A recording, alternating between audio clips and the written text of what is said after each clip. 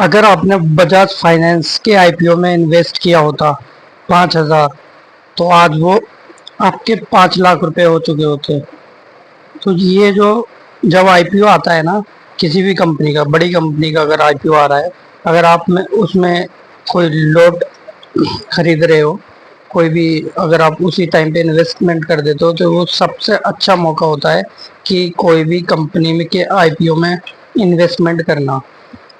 क्योंकि उस टाइम पे शेयर प्राइस जो होता है कम होता है, और उसके बाद वो तेजी से अपनी मार्केट के हिसाब से ग्रो करता है। अब जैसे ही बजाज फाइनेंस, देखिए आप 7,000 रुपये के आसपास ग्रो कर रहा था, और ये कहाँ 7, 8, 10 रुपये के आसपास उस टाइम पे था वैल्यू। ऐसी एक और, अगर आप बजाज फाइनेंस में इन्वेस्ट नहीं कर चुके क्योंकि वो बहुत पहले आया था, तो ऐसे ही एक बजाज हाउसिंग फाइनेंस का आईपीओ, नया आईपीओ लॉन्च हो रहा है। ठीक है, 9 सितंबर को। ठीक है, तो ये बिड स्टार्टिंग है 9 सितंबर को, लेकिन 12 सितंबर को आपको, जो अगर आप बिड लगाओगे फिर अप्लाई करोगे, तो 12 की रात में यानी कि 13 तारीख को आपको, जो भी आपने बिड लगाई है, जो भी आपने खरीदेंगे, तो वो आपके अकाउंट में क्रेडिट हो जाएंगे। तो ये जो बजाज हाउसिंग फाइनेंस है, ये सिंपली आपको पता ही है, नाम से ही पता चल रहा है, जो बजाज की कंपनी है वो हाउसिंग फाइनेंस में इन्वेस्ट करती है, जो इसको हाउसिंग लोन लेना है। ठीक है, तो फाइनेंशियल सपोर्ट करती है, फाइनेंशियल सर्विस प्रोवाइड करती है। तो इसका नया आईपीओ लॉन्च हो रहा है। सबको पता है ये काफी बड़ा आईपीओ, 6,500 करोड़ रुपए का आईपीओ। 6,500 करोड़ का मतलब समझ रहे हो, बड़ी कंपनी का आईपीओ। यानी कि अगर आप लोगों को एक पॉइंट बहुत सिंपल तरीके से समझना पड़ेगा। अगर कोई भी आईपीओ आ रहा है, अगर कोई भी आईपीओ आ रहा है, अगर वो 3,000 करोड़ से ऊपर का आईपीओ है, यानी कि वो बड़ी कंपनी का आईपीओ है, और वो उसमें आपको लॉन्ग टर्म में इन्वेस्ट करने में काफ़ी अच्छा फायदा होगा। अगर जैसे कि अगर आपका आईपीओ, आपने ये बजाज हाउसिंग फाइनेंस के लिया, 66 से 70 के बीच में बेट्स लग रही है, 70 में आपने चलो खरीद लिया, सपोज मैक्सिमम बेट्स पे आपने 70 में उसको खरीद लिया, लोट साइज 214 शेयर आपने खरीद लिए, यानी कि आपने 14,000 रुपये इन्वेस्टमेंट कर दी। यही अगर आप लॉन्ग टर्म में इन्वेस्ट रखे रहोगे, तो ये 5,000 7,000 तक पहुंच सकता है। ठीक है, आने वाले टाइम में तो आप उसका कैलकुलेशन करके देख सकते हैं कितना काफी अच्छा फायदा होगा आने वाले टाइम में। तो जो भी बड़ी कंपनी के आईपीओ होते हैं, उनमें इन्वेस्टमेंट करने के बाद ऐसा नहीं है कि 2% लेके जैसे ही इंक्रीज हुआ और आप निकल गए। नहीं, आपको थोड़ा वेट करना है। आप अगर चाहिए तो आप अपना थोड़ा पैसा निकाल सकते हो, अदरवाइज आप उसमें अपनी होल्डिंग बनाए रखनी चाहिए, क्योंकि वो बड़ी कंपनियों का आईपीओ जब आता है, बड़ी कंपनी ऐसा कर पाती है कि वो अपने शेयर्स के साथ अपनी सर्विसेज काफ़ी अच्छी प्रोवाइड करती हैं, और हर क्वार्टरली इनके इनकी जो क्वार्टरली और ईयरली जो रिजल्ट्स आते हैं, उसमें काफ़ी अच्छा परफॉर्मेंस करने के बाद शेयर्स काफ़ी ऊपर हाई जाते रहते हैं। उसमें क्या है, आपकी जो इन्वेस्टमेंट है वो कंपाउंड इंटरेस्ट के साथ आगे बढ़ती रहती है, और काफ़ी अच्छा आपको प्रॉफिट होता है, और आने वाले टाइम में वो डिविडेंड का भी प्रबंध करते हैं, जिससे अपने यूजर्स को बोनस शेयर्स, जो नई कंपनी आती हैं वो आईपीओ आते हैं, कुछ टाइम के बाद बोनस शेयर उनको देना है। ठीक है, तो वो बोनस शेयर किसको देते हैं, उन्हीं को फर्स्ट प्रायोरिटी होती है जो प्री आईपीओ में उनके पास शेयर्स पड़े हैं। तो अगर उनको बोनस शेयर मिल रहा है, अगर एक के बदले एक भी शेयर दिया, अगर आपके पास 214 शेयर्स हैं, अगर आपके पास 200 शेयर्स हैं, तो अगर आपने, आपको बोनस मिला, तो एक के बाद एक 1/1 रेशियो का बोनस मिलता ही है मिनिमम। तो आपके पास 4,000 शेयर, 400 शेयर्स हो जाएंगे।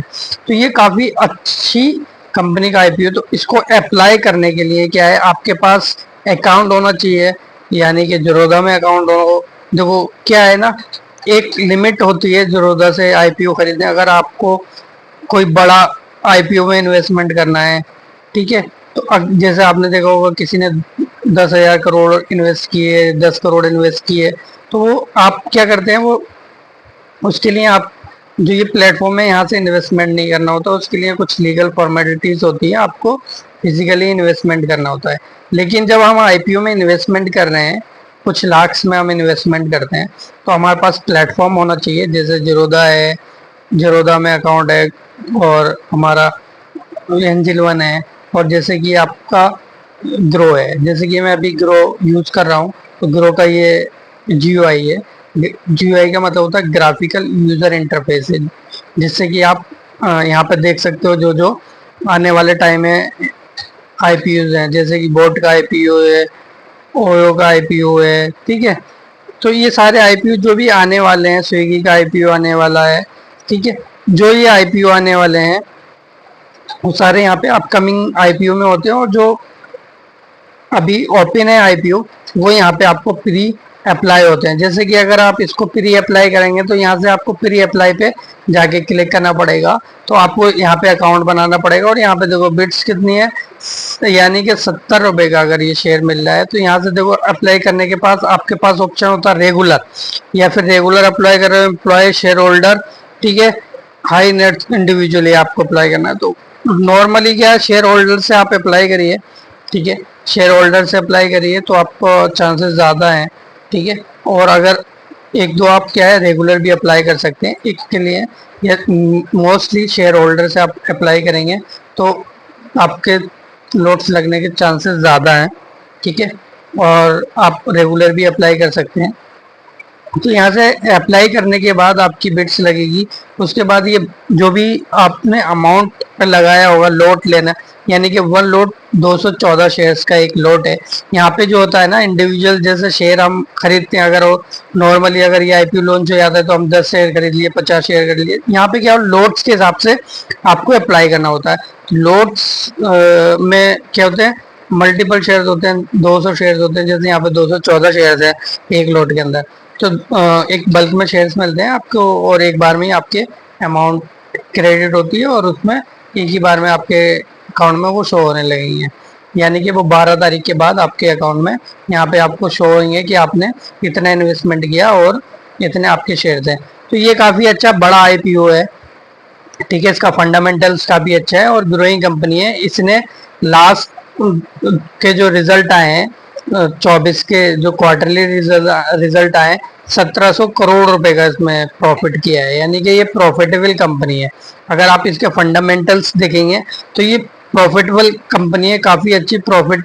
अबाउट द कंपनी आपको पता ही है, हाउसिंग फाइनेंस स्कीम में ये काम करती है, और इसके अंदर क्या है, प्रॉफिटेबल कंपनी है। इसने काफ़ी अच्छी प्रॉफिट होल्डिंग की है, और इसके पास एक्टिव यूजर्स ऑलरेडी हैं, क्योंकि ये ऑलरेडी काम कर रही है, ठीक है। यानी इसके पास काफ़ी अच्छे यूजर्स हैं, जो एक्टिव यूजर्स इसके साथ हैं, और वो